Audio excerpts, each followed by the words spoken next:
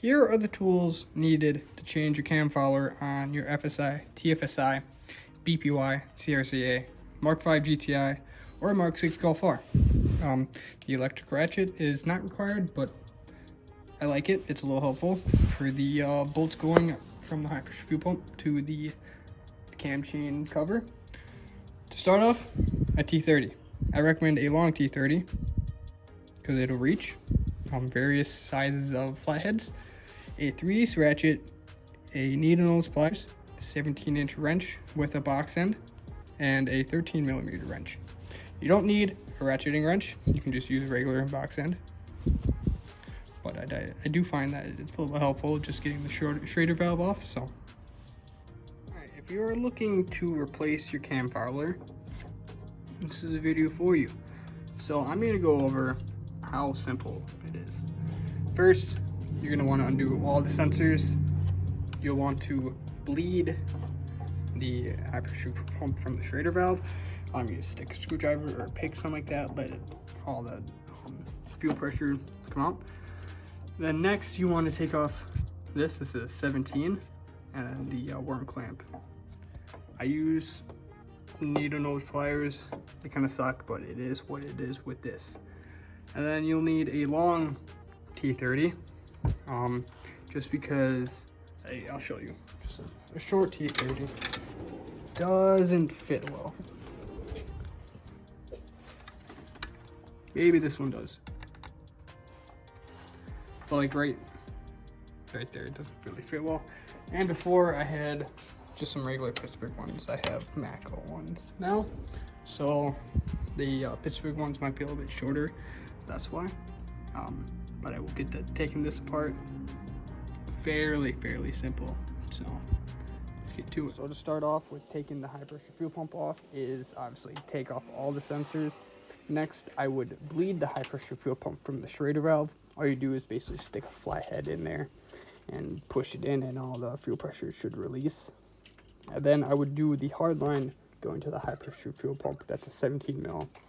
And then I would do the rubber hose going to the high pressure fuel pump, but that's a worm clamp. I use needle nose for it. It's a little bit tricky to get down, and you just got to deal with it. And then obviously you're ready to take off the 3 T30s holding the high pressure fuel pump onto the cam cover. I like to use a long T30, but a short T30 may work for you, depending on the T30 you have. I know some T30s range from different lengths and all that. It seems like my Mako short T30s are a little bit longer than the Pittsburgh T30s I used to have. So just take that into account. Pretty much that's all you need to do to take it off. And it's actually really simple. Okay, now as you can see, I have both hoses down there off. The rubber one's a little bit tricky. Both sensors off, Schrader valve. And with these, at once, just take them out evenly though, because you know it is there's a spring on there.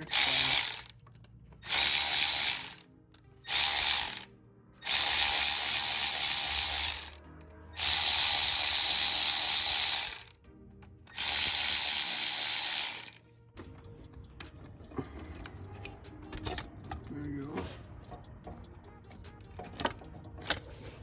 Anything like that, just so you don't ruin your paint. As you can see, this is not a stock one. This is a APR one. So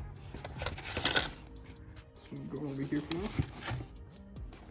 Now let's take a look at the cam follower. This is about 10,000 miles.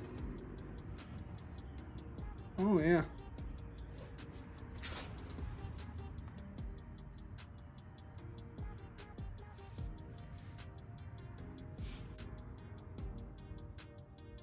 As you can see, it's really simple to check your cam follower. It takes 20 minutes. So I would definitely do it every 10,000 miles at least. Just check it. Like, you saw the damage on the damage. You just saw how it was on this one. So definitely do it every 10,000 miles. Well, you don't have to check it. This car is tuned, so if your car is tuned and all that stuff, I would definitely check it more often than regularly. So there you go. Just put it back in reverse procedure. So